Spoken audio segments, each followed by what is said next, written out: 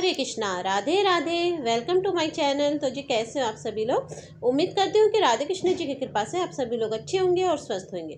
तो जी आज की वीडियो में हम कार्तिक महात्म्य का 9वां अध्याय सुनेंगे।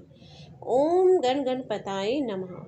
इधर विंध्या ने सपन देखा कि उसका पति सारे शरीर में तेल लगाकर नंगा शरीर भैंस पर सवार होकर दक्षिण दिशा की ओर प्रेतों के साथ जा रहा है। ये सपन देख उसे बड़ी चिंता हुई और अटारी तथा गौशाला कहीं भी विश्राम नहीं मिला। तब वे एक वन से दूसरे वन में चली गई। वहां वृंदा ने सिंह जैसे मुख वाले 2 राक्षस देखे। उन्हें देखते ही वे डर के मारे भागी। आगे जाकर उसने शिष्य सहित एक तपस्वी मुनि को देखा और उनसे अपनी रक्षा के लिए कहा। उसकी प्रार्थना पर मुनि ने अपनी एक हुंकार से उन राक्षसों को भगा दिया। तत्पश्चात वृंदा ने मुनि से विनय पूर्वक कहा कि महाराज, मेरे पति जालंधर तथा महादेव जी में घोर युद्ध हो रहा है। उसमें किसकी विजय होगी, कृपा करके बताइए, क्योंकि आप सर्वज्ञ हैं। ये सुनकर मुनि ने ऊपर को देखा। उसी समय 2 बंदरों ने आकर मुनि को प्रणाम किया और मुनि के संकेत पर वे दोनों बंदर वहां से चले गए। फिर थोड़ी देर बाद वे दोनों आकाश की ओर से आए और उन्होंने वहां जालंधर दैत्य का सिर और धड़ लाकर फेंक दिया। वृंदा अपने पति के मृत शरीर को देखकर बहुत दुखी हुई और रोने लगी। तत्पश्चात मूर्छित होकर पृथ्वी पर गिर पड़ी। मुनि ने अपने कमंडलू से उस पर जल छिड़का तो उसे कुछ चेतन्यता आई। तब वह पुनः विलाप करती हुई मुनि से बोली कि महाराज, जिसने देव, गंधर्व और विष्णु सहित तीनों लोकों को जीत लिया, वे शिव के हाथ से कैसे मारा गया। हे मुने, आप बड़े सामर्थ्यवान हैं, किसी प्रकार मेरे पति को फिर जीवित कर दीजिए। तब मुनि कहने लगे कि शिव जी के हाथ से मारे हुए को कौन जीवित कर सकता है, परंतु फिर भी तुम पर कृपा करके हम इसको जीवित कर देते हैं। ऐसा कहकर मुनि अंतर्धान हो गए और जालंधर जीवित होकर वृंदा के साथ प्रेमालाप करता हुआ आलिंगन व्रत हो गया। वृंदा भी अपने पति के वेश में विष्णु के साथ उस वन में रमण करती रही, परंतु एक दिन मैथुन के पश्चात अपने पति के वेश में विष्णु को देखकर वे अत्यंत क्रोधित हुई और श्राप देती हुई बोली कि तुमने मेरा पतिव्रत धर्म नष्ट किया है, इसलिए मैं तुमको श्राप देती हूँ। निश्चय ही वे कपट मुनि तुम ही थे और तुमने जो 2 राक्षस कपट के बनाए थे वही कलांतर में तुम्हारी स्त्री का हरण करेंगे, और जो तुम्हारा शिष्य था वे बंदर रूप धारण कर तुम्हारी सहायता करेगा। फिर कहा कि तुम शिला पत्थर हो जाओ। नारद जी कहने लगे कि हे राजा पृथु, भगवान विष्णु ने देवताओं तथा अपने भक्तों के कार्य के लिए पतिव्रता वृंदा का यद्यपि शील हर लिया, परंतु वे मन ही मन अत्यंत दुखी हुए और बोले कि हे वृंदे, मैंने तुम्हारे श्राप को ग्रहण किया, अतः मैं अवश्य शिला रूप में हो जाऊंगा, परंतु तुम भी वृक्ष रूप होकर मुझको मिलोगी। उसी समय वृंदा अपने पति के चरणों का ध्यान करके विष्णु के मना करने पर भी अग्नि में प्रवेश कर गई और विष्णु वृंदा का स्मरण करके उसी की चिता की भस्म में लौटने लगे। नारद जी कहते हैं, हे राजा पृथु, उधर युद्ध में जालंधर दैत्य ने शिव जी को अति बलवान समझकर राक्षसी माया से पार्वती बनाई और उन्हें मारने लगा। उसकी इसी माया को देखकर शिव जी नीचे को मुख करके बैठ गए। तभी अच्छा अवसर देखकर जालंधर ने अनेक बाण शिव जी के मारे। इस प्रकार शिव को संकट में ग्रसित देखकर विष्णु भगवान वहां पर आए और शिव जी को राक्षसी माया का ज्ञान करवाया।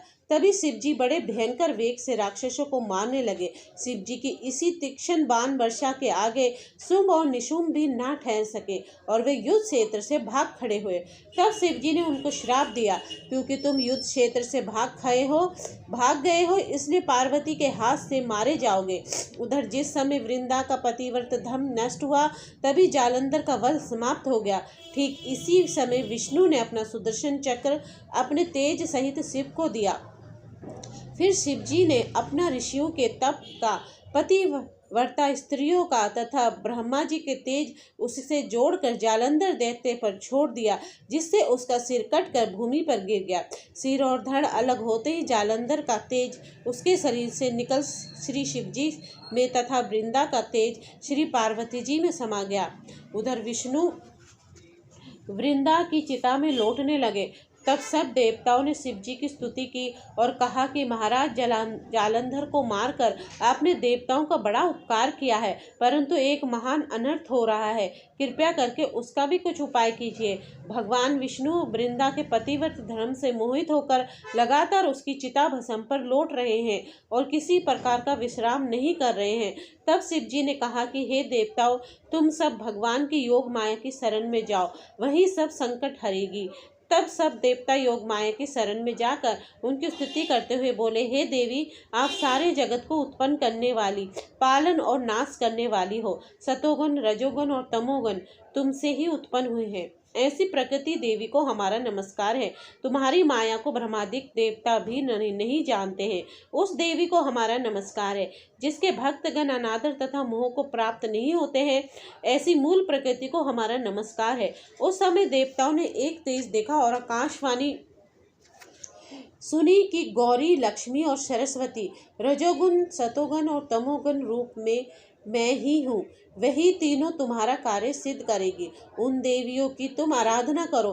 फिर उन तीनों देवियों ने प्रकट होकर 3 बीज दिए और कहा कि इन तीनों बीजों को जहाँ पर विष्णु है जाकर बो दो और अपना कार्य सिद्ध करो। देवताओं ने 3 बीज ले जाकर जहाँ पर वृंदा की चिता पे भगवान विष्णु लौट रहे थे जाकर बो दिए। उन तीनों बीजों से 3 वृक्ष उत्पन्न हुए। रजोगुण सरस्वती से आंवला और तमोगुण गौरी से तुलसी और सतोगुण लक्ष्मी से मालती हुई। श्री लक्ष्मी जी ने अपना बीज ईर्ष्या युक्त होकर दिया था, इसलिए मालती भगवान की पूजा में नंदित तथा आंवला और तुलसी भगवान को अति प्रिय हुई। इस प्रकार वृंदा ने वृक्ष रूप होकर भगवान शालिग्राम से संयोग किया। इसी कारण कार्तिक के उद्यापन में भगवान की पूजा तुलसी के मूल में होती है। नारद जी कहते हैं कि हे राजा पृथु, जिस घर में तुलसी का वृक्ष होता है उसमें यमदूत कभी नहीं जाते। इसलिए जो तुलसी का वृक्ष घर में लगाते हैं वे यमपुरी नहीं देखते। नर्मदा तथा गंगा का जल और तुलसी का पूजन, यही तीनों कार्य बराबर है। चाहे मनुष्य कितना ही पापी क्यों ना हो, परंतु मृत्यु समय जिसके प्राण मंजरी सहित निकल जाते हैं वे पापों से मुक्त होकर भगवान के बैकुंठ धाम को प्राप्त हो जाता है। जो मनुष्य तुलसी तथा आंवले की छाया में अपने पितरों का श्राद्ध करता है उसके पितृ मोक्ष को प्राप्त हो जाते हैं। जो मनुष्य आंवले का फल तथा मंजरी युक्त तुलसी दल मुख में रखता है वे साक्षात विष्णु के समान है। जो मनुष्य कार्तिक मास में आंवले की छाया में भोजन करता है तथा रुद्राक्ष की माला धारण करता है उसके धर्म, अर्थ, काम और मोक्ष सब कार्य सिद्ध हो जाते हैं। नारद जी कहते हैं कि हे राजा पृथु, तुलसी और आंवले का महात्म्य ब्रह्मा जी भी कहने में असमर्थ है। जो कोई इस कथा को पढ़ता है अथवा सुनता है वे भी मोक्ष को प्राप्त हो जाता है। इसी प्रकार कार्तिक महात्म्य का 9वां अध्याय समाप्त हुआ। हरे कृष्णा, राधे राधे।